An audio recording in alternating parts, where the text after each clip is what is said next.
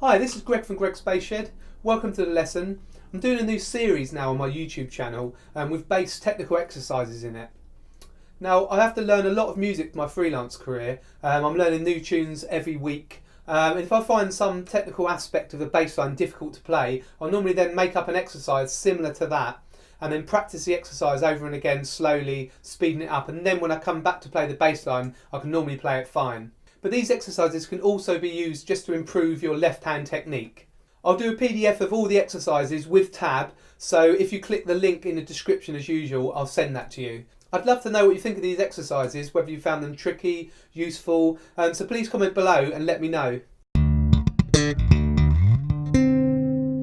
The exercise in this lesson is based on part of a bass line from the musical Waitress, which was on at Broadway and now it's in the West End of London. So I'll be depping on that soon in London, or subbing as you say in the States. So yeah, I found a particular part of one of the bass lines tricky and made this exercise up.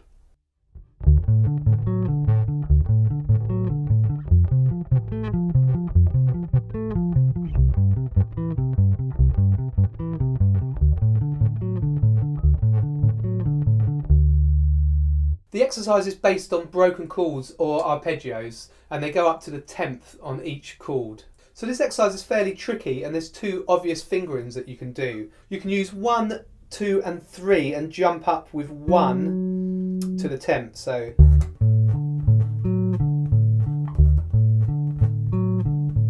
that's 1, 2, 3, 1, 3, 2, 3. So 1, 2, 3, 2, 1, 3, 2, 3, 1.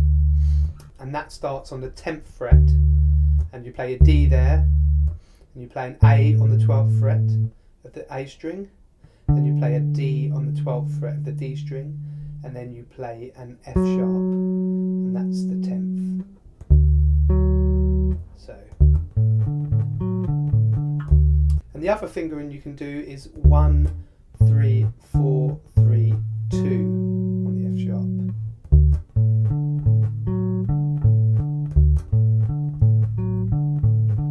I would say this is a lot more tricky. I find this particular fingering a lot more tricky. So when I come to actually play the bass line, I probably will use 1, 2, 3 and then back up to 1. So I'll play you both those exercises now with the two alternate fingering.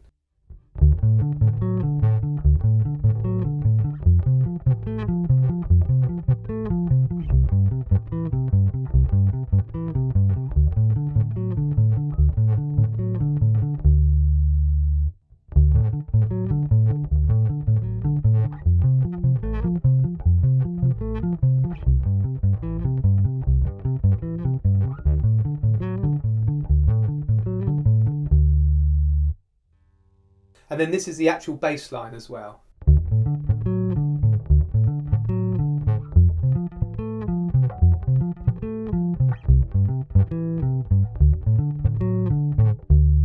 So obviously the exercise is fairly similar to the bass line. I've just made the exercise with running eighth notes, and it's in 4/4, and the original bass line's in 6/4, so 6 quarter notes in a bar. Once we have our exercise, we can break it down into smaller pieces. So the first measure, we can start by going,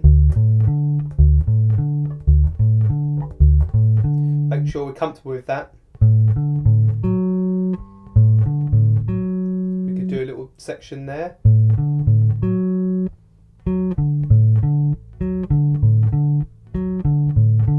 could do that as well as the next section, and then we put the whole lot together.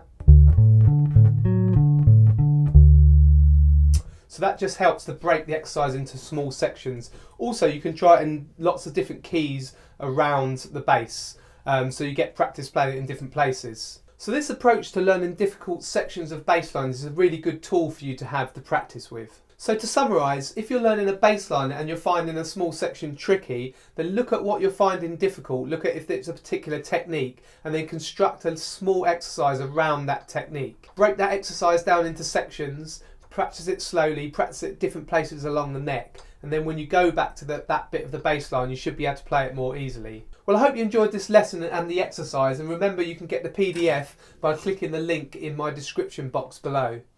And please like and share this, and leave a comment below if you'd like me to do more of these exercise lessons. Subscribe to my channel if you haven't already. I've got loads more videos planned. I've got one coming up soon about my Spectra Drive, my TC Electronic Spectra Drive pedal. So I'm doing a review of that pedal. And also I'm going to do one of my own bass lines. I'm going to do a bass line breakdown on a Kendall Connection track, which is a blues rock band that I play with. So I'm going to show you how to play that bass line and how I constructed it. You can also look at gregsbassshed.com. I've got loads more info on there, and you can join my mailing list. This is Greg from Greg's Bass Shed. See you at the next lesson.